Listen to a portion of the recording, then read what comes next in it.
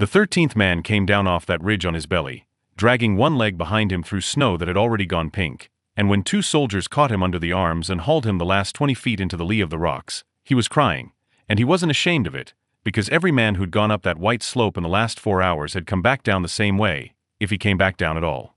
Up top, behind the gray teeth of the ridgeline, the enemy held the high ground and the only road.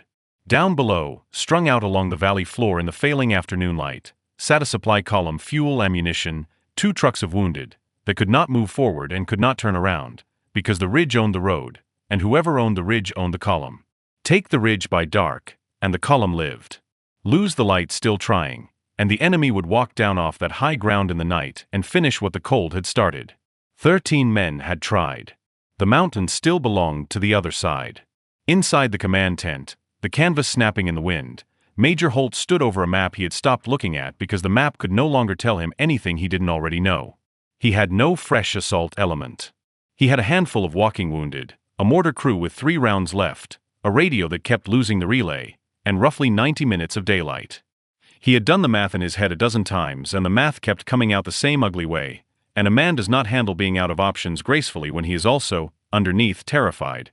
And so what came out of Major Holt, when his eyes swept the tent looking for anyone at all he had not yet thrown at the hill, was not grace. His gaze landed on the supply corner. There, behind a folding table stacked with manifests and ammunition logs, stood a small specialist named June Park, narrow shoulders, plain face, reading glasses pushed up into a knot of dark hair, the least martial-looking soldier in the entire valley. She'd been at that table for 6 weeks, checking crates against numbers, handing out batteries and rations and dry socks, so quiet and so unremarkable that half the unit had stopped registering she was a person at all. The clerk. The paper pusher. And lying under her table, chin flat on the frozen ground, was a dog. Not a war dog. Everyone knew the story. A Belgian Malinois named Ghost, coal dark with a gray muzzle and one notched ear, who had washed out of the military working dog program 8 months back. Failed his certification, the paperwork said. Unfit for service. Too reactive, too fixated, wouldn't settle, kept alerting on threats that weren't there. A reject. They'd been about to put him down when Park, who handled the kennel manifests, had quietly filed the form that made him hers, and now the washout dog followed the clerk everywhere, and the 2 of them together were the closest thing this freezing valley had to a joke. Major Holt looked at them. The clerk and her reject. And 4 hours of dead and frozen men cracked something loose in him, and he laughed. It was an ugly laugh, the kind that has no humor in it at all, just despair looking for somewhere to land. What, he said, loud enough that every head in the tent turned. You want me to send the clerk next? Huh? Send the paper pusher and her washout mutt up the hill? Maybe she can file the ridge into compliance. A couple of the staff officers laughed too, the nervous laugh men give a superior who's coming apart, and the major spread his hands wide and turned in a slow circle for the whole tent to see. 13 of my men. 13. And I'm down to a girl who counts socks and a dog the kennel threw in the trash. So tell me, specialist, what's a paper pusher and a reject going to do that 13 riflemen couldn't? The tent waited for her to flush, to stammer, to drop her eyes. June Park did not drop her eyes. She set down the manifest she was holding, set it down carefully, squared it to the edge of the table, the way a person does when they are about to stop being one thing and become another, and she looked at Major Holt across the snapping canvas with an expression he could not read at all. And that was the first thing that put a cold finger on the back of his neck. There was no fear in it. There was no insult in it.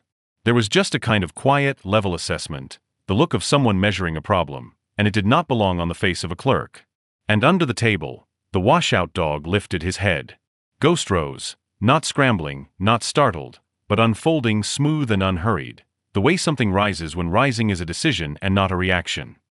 He came out from under that table and stood at the woman's knee and turned his head toward the ridge, toward the high gray rocks and the dying light, and his ears came up, and a low sound started somewhere deep in his chest, and his amber eyes fixed on the mountain like it had spoken his name. The notched ear swiveled. He was not looking at the major. He was not looking at the laughing officers. He was reading the ridge, the snow, the wind coming down off the high ground, and reading it the way no clerk's pet should know how to read anything. Nobody in that tent had ever seen the reject do that. The laughter died. "Sir," said June Park, and her voice was low and even and carried in a way her 6 weeks of "here are your batteries" never had, permission to speak plainly. Holt's smirk hung on his face by a thread.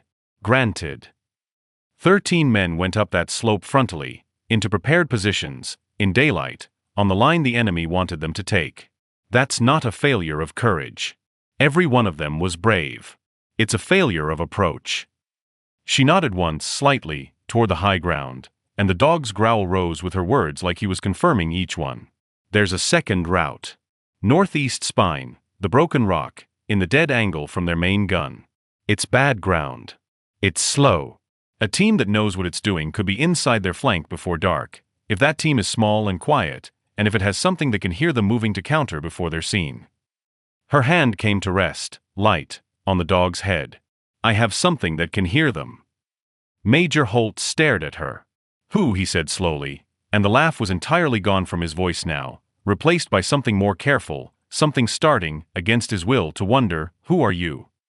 And June Park, the clerk, the paper pusher, the woman who counted socks, reached up with 2 fingers and pulled the reading glasses out of her hair, folded them, and set them on top of the squared-off manifest. And when she looked back up at the major, there was a different person standing behind her plain face entirely. Somebody, she said, who used to do exactly this. Before the file you read decided what I was. She glanced down at the dog, and the dog glanced up at her, and for 1 second the two of them looked like the only 2 creatures in that valley who weren't afraid. And he's somebody who used to do it too. We're not a clerk and a reject, sir. We're just the 2 you hadn't tried yet. Outside, the light was failing on the ridge that 13 men could not take. And the major, who had 90 minutes and no other cards left to play, looked at the small woman and the washout dog, and felt the first thin thread of something he hadn't felt all afternoon, something he was almost afraid to name, because hope, when you are this far down, can hurt worse than despair. How long, he heard himself ask, do you need? June Park picked up her rifle. It had been leaning in the corner behind the supply table the whole time, behind the crates and the manifests, where nobody had thought to look, where nobody looks at the things a clerk keeps near her. She picked it up the way you pick up something you have held 10,000 times, the way you pick up your own hand, and she checked it with 3 small movements that the soldiers watching would talk about later, in other tents, on other nights. You should have seen how she handled that weapon. It wasn't a clerk's hands, I'm telling you it wasn't, and she slung it across her narrow shoulders like it had always belonged there. Give me till dark, she said. And tell your mortar crew to save those 3 rounds for my mark. Then she clicked her tongue once. Soft, and the washout dog turned from the ridge to look at her, every line of him gone electric and ready, 8 months of unfit for service falling off him like snow off a shrugged shoulder. And the clerk and the reject walked out of the command tent together into the failing light, toward the mountain that 13 men could not take. Major Holt watched the tent flap settle behind them. God help me, he said quietly, to no one. I think I just sent the only 2 who can. The northeast spine was everything June Park had said it was, which was to say it was terrible. It was broken rock heaved up out of the snow at angles God never intended, slabs the size of trucks tilted against each other with black gaps between them deep enough to swallow a careless boot and the leg attached to it. The wind came down off the high ground in long hard pushes that drove the snow sideways, so that half the time she was climbing into a white wall that hid the next handhold until her fingers found it. It was slow. It was exactly as slow as she'd promised the major it would be, and every minute that bled off the back end of the daylight was a minute the column down in the valley didn't have, and she felt the weight of all of it, the wounded in those trucks, the 13 men who'd already bled on the other face of this mountain. She felt every ounce of it, and she did not let 1 ounce of it into her hands or her feet, because that was the difference, in the end, between the person she'd been 6 weeks ago at the supply table and the person she had always actually been. The fear was real. She just didn't drive on it. The dog led. Ghost moved up that impossible ground like water finding the way down it, except in reverse, flowing uphill over the slabs, into the gaps and out of them, never once putting a paw wrong, and Park understood, climbing behind him, watching the dark shape pick the line through the whiteout, exactly why the kennel had stamped him unfit. He was too much. That was the whole of it.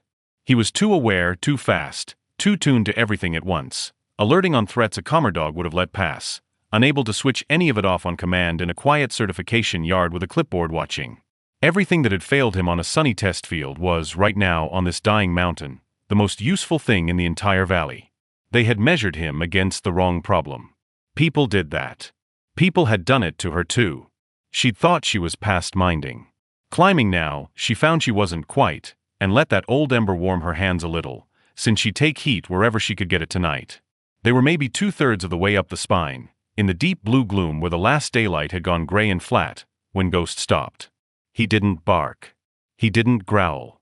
He simply froze, every muscle locked, one forepaw lifted off the rock and held there, his whole body turned hard to the left, upslope and across, toward the dead angle of the ridge where the broken rock folded into a chute none of them could see into. His notched ear swiveled forward. The fur stood up in a ridge down his spine. And he made the sound, that low sound from deep in his chest, the one the whole command tent had heard him make at the mountain an hour ago, the sound nobody had ever heard the reject make at nothing. Park went still against the rock. She heard wind. She heard her own blood. She heard nothing else at all, no movement, no voices, no metal, nothing a human ear in a windstorm could possibly catch. By every input available to her, that chute was empty. But the dog said it wasn't. And here was the whole question of the night, asked in 1 second on a frozen slope. Did she believe the file, or did she believe the dog? Did she believe the clipboard that said reactive, fixated, alerts on threats that aren't there? Or did she believe 8 months of this animal sleeping at her feet, reading every room they walked into, never once wrong about a single thing that mattered? Did she believe what the world had stamped on him, or what she had seen with her own eyes? She believed the dog. Park brought the rifle up off her shoulder slow, settled into the rock, found the chute through her scope, and waited. Her heart slammed. She let it. And the gloom in that chute moved. It wasn't much. It was the smallest shift of a shadow against shadow, a white shape against white ground, a man in winter camouflage, low and careful, edging down the dead-angle chute toward the spine. Toward the route nobody was supposed to know about. Behind him, 2 more shadows, then a 4th. A flanking team. The enemy on the ridge had been smarter than 13 frontal assaults made them look. They'd sent an element down the backside to seal the one approach that could ever threaten them, and they timed it for the dark, and if Ghost had been 1 ounce calmer, 1 degree less too much, the 4 of them would have come around that chute and onto the spine and put June Park and her dog down in the snow without ever being seen.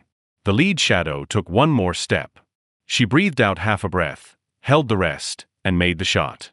The rifle's crack went out across the mountain and came back off 3 rock faces at once, and down in the command tent in the valley, Major Holt's head snapped up from the map, because that was a sound he knew, a single deliberate aimed shot from up on the spine where he'd sent a clerk, and it did not sound like a clerk, it sounded like the cold opening note of something that knew exactly what it was doing. The staff around him went rigid. "That's her," somebody said. "That's the supply girl." And another voice, lower, almost afraid to say it, "Since when does the supply girl shoot like that?" Up on the spine, the lead shadow folded into the snow and did not get up. The other 3 scattered, and now they knew. Now the quiet route wasn't quiet. Now the flanking team that was supposed to ambush had been ambushed, and the chute erupted with returning fire, muzzle flashes strobing in the blue dark, rounds cracking off the slabs around Park and spraying her with rock chips and snow. She was already moving, low and fast behind the cover Ghost had put between her and the threat by stopping exactly where he'd stopped.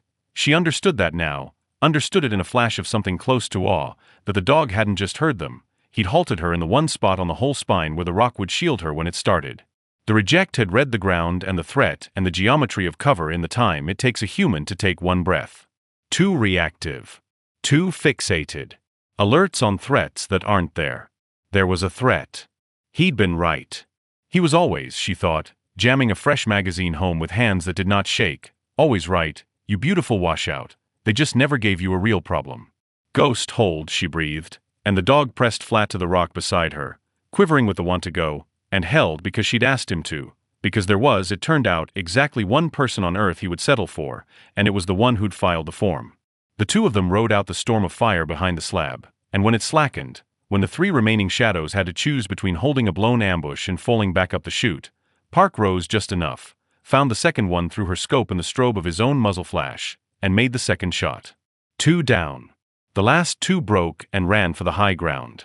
And just like that, the back door to the ridge, the door the enemy had opened to trap her, stood open the other way. For her. The flanking team that should have ended the night had instead torn a hole in the enemy's flank and shown her the soft path up through the dead angle, and the dog had heard it coming in a windstorm when no human alive could have, and a clerk who used to do exactly this had put 2 rounds where they needed to go in the failing dark. Park keyed the small radio clipped at her shoulder. Static, then the relay caught. Command, this is Park. Her voice was steady, low, almost gentle, and in the command tent every man went silent to hear it. I've made contact on the northeast spine. Enemy flanking element, 4. 2 down, 2 withdrawn to the high ground. The back door's open. A pause. The wind. Tell your mortar crew to stand by. I'm going up. Down in the valley, Major Holt held the handset against his face and looked at the men around him. The staff officers who'd laughed an hour ago, not laughing now, and he keyed the mic, and what he said carefully, the way a man says a thing he is going to have to live with either way. Copy, Park. A breath. Whatever you used to be it now. On the spine, June Park almost smiled. She put her hand flat on Ghost's heaving side, felt the engine of him running hot and ready under her palm, and looked up the dead-angle chute toward the high gray rocks where 2 terrified men were even now telling the rest of the ridge that the quiet route was not quiet, that something had come up the back of the mountain in the dark and was still coming. Okay, Washout, she murmured. Let's go show them what the trash can do. And the clerk and the reject went up into the dark toward the top of the mountain that 13 men could not take. The chute went up steep and tight, a knife cut in the rock where the snow had packed hard and blue, and Park climbed it with a rifle across her back and the dog 3 feet ahead, and somewhere above her in the dark were the 2 men who'd run, and behind them the whole top of the mountain, and she knew with the flat certainty of someone who had done this before that the next part was the part where most people died. Not the climb, not the first shot, but the moment you came up out of cover. Onto ground the enemy held, and they had it ranged, and you didn't. So she didn't come up where they'd be looking. She read the chute the way she'd been trained to read ground a lifetime ago, before a file decided what she was, and she saw that the obvious mouth of it, the wide easy exit the 2 runners had used, would be sighted and waiting. The enemy would expect whatever was chasing them to come out where they'd gone in. They always did. People who hold high ground get lazy about the back of it, because the back of it has never once mattered, until the one night it does. 20 feet below the obvious exit, a hairline seam split off to the left, barely a crack, choked with ice. Ghost's head turned to it the same instant I found it, and that was its own kind of answer, the dog and the soldier reading the same line out of the same dark, and she put her hand on his shoulder and felt the agreement run through both of them like current. That way, she breathed. He was already moving. They came up out of the seam not behind the enemy's flank but inside it, up onto a shelf of rock above and to the side of the main ridge positions, in a fold of ground the defenders had never fortified because nothing had ever come from there, and Park lay flat on the cold shelf and looked down for the first time on the top of the mountain that 13 men could not take, and understood in about 4 seconds why they couldn't. It was a fortress.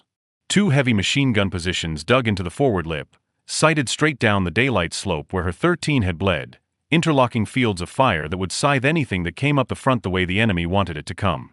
A mortar pit.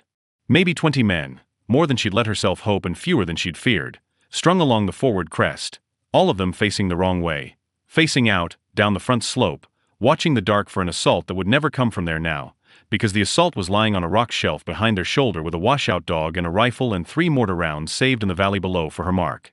And here, lying on the cold rock above 20 men, June Park did the thing that separated her from every brave soldier who had charged that front slope. She did not attack. She waited, and she counted, and she watched, and she found the thing she was looking for, which was the spot, the one place in that whole position where the 2 machine gun nests and the mortar pit and the cluster of men all overlapped in a fold of the crest, the seam where their whole defense pinned together.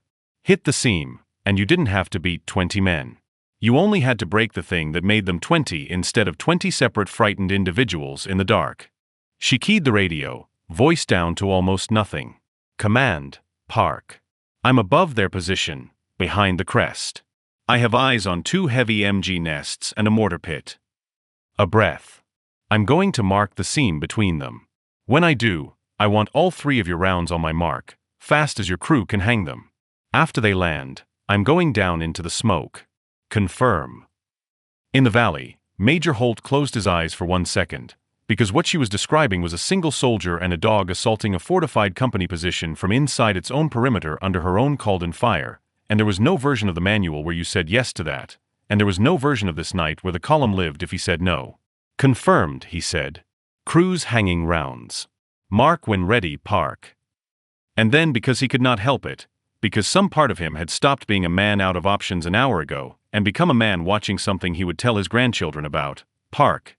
The whole valley's listening. Bring our road back. Park set the radio down in the snow. She looked at Ghost.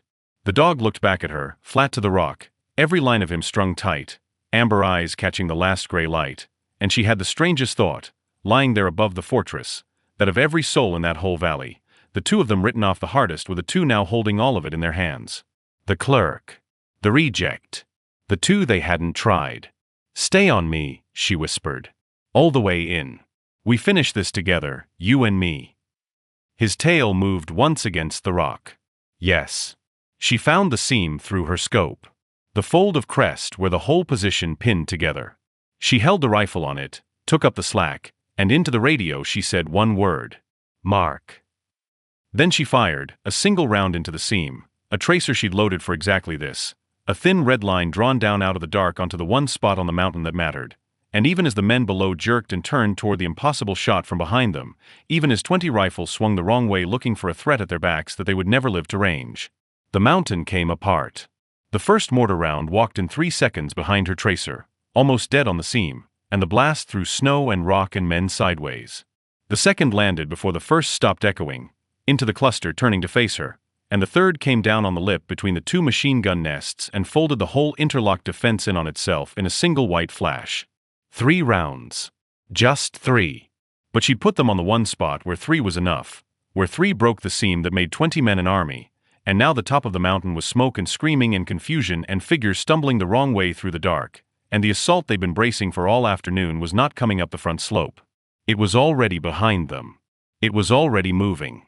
Park came up off the shelf with the dog at her hip and went down into the smoke, not charging, not screaming, just moving fast and low and exact through the chaos she'd made, the rifle up, and she was choosing targets out of the murk with a calm that the smoke and the flashes and the noise could not touch, a calm that was, in its own way, the most terrifying thing on that mountain. The men around her were panicking. She was not. She came through the smoke like the cold itself, and Ghost flowed beside her, and where the smoke hit a man crouching to bring his rifle up on her blind side, the dog was there a half-second before the muzzle cleared, 8 months of too reactive arriving exactly when reaction was the whole of survival. And Park put a round into the first machine gun nest before its crew could get it traversed around to face the threat at their backs, and pivoted, and the smoke swallowed her, and the fight for the top of the mountain that 13 men could not take came down at last to 1 clerk, 1 reject, and the last ugly minutes in the dark. Down in the valley, Major Holt stood with a dead radio handset against his ear, listening to the crump of his own 3 rounds roll down off the high ground. Listening to the rifle fire up top change, go from the steady aimed crack of her weapon to the ragged panic of theirs.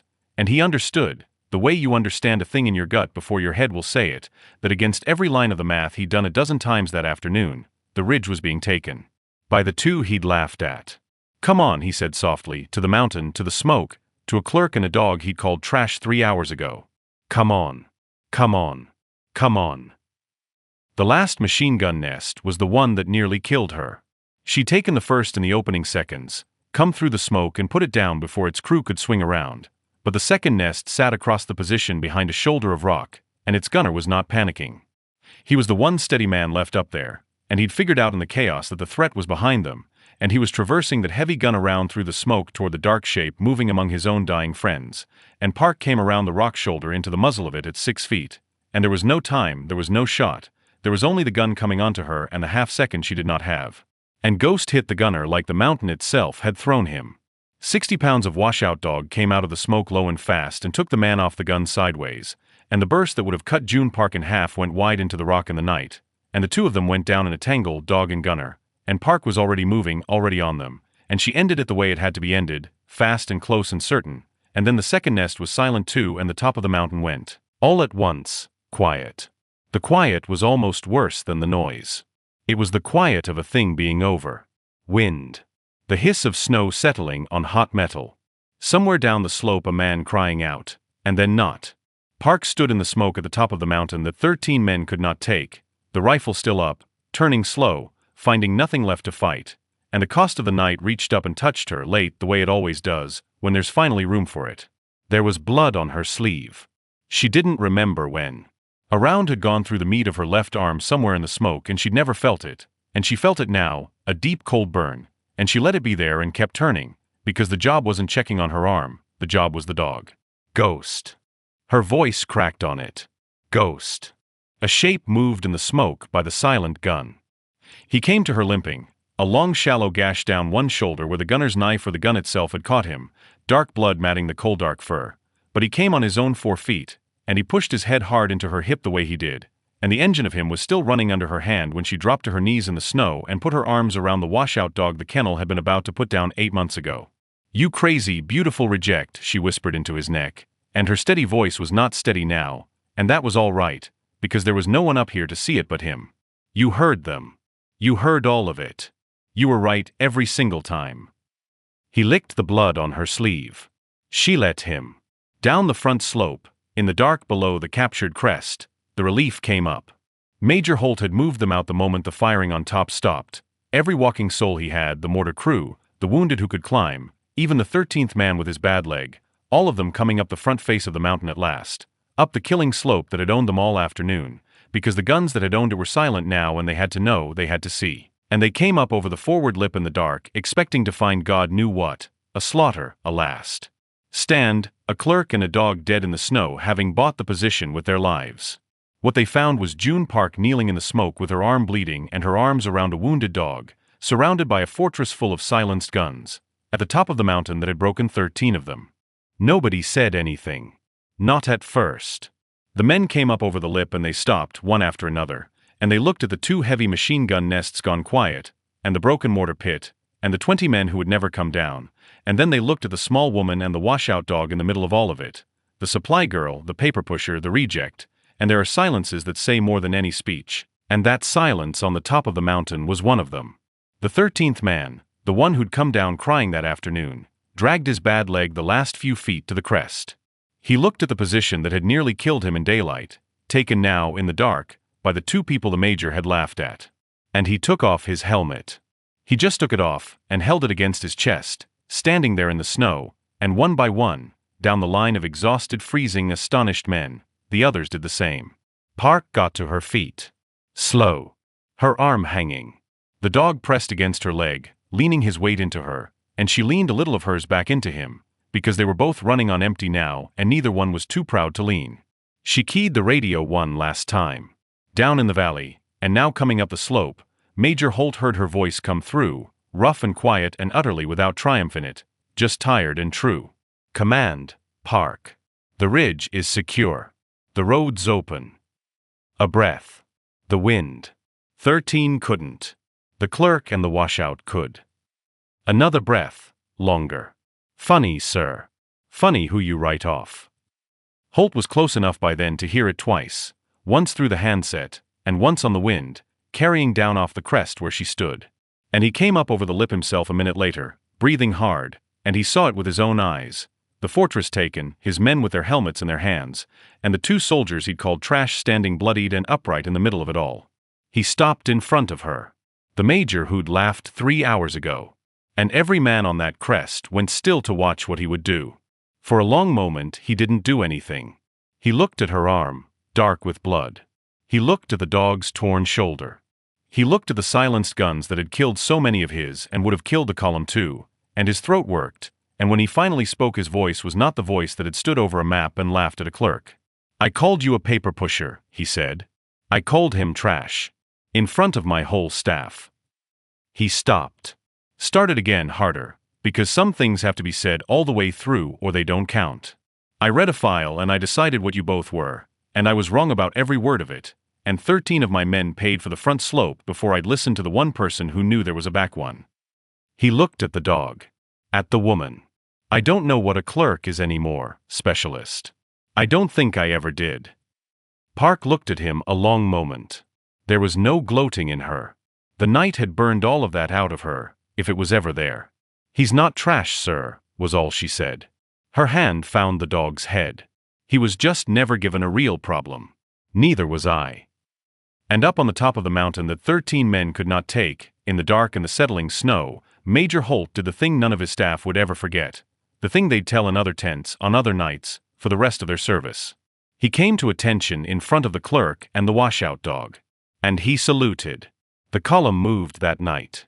It rolled forward up the freed road in the dark, fuel and ammunition and 2 trucks of wounded men who would have died on that valley floor by morning, and every truck that passed under the captured ridge slowed at the base of it, and the men inside looked up at the high gray rocks they were never supposed to get past, and some of them never knew the whole story and some of them did, and the ones who did told the ones who didn't. And that is how a thing becomes more than a thing.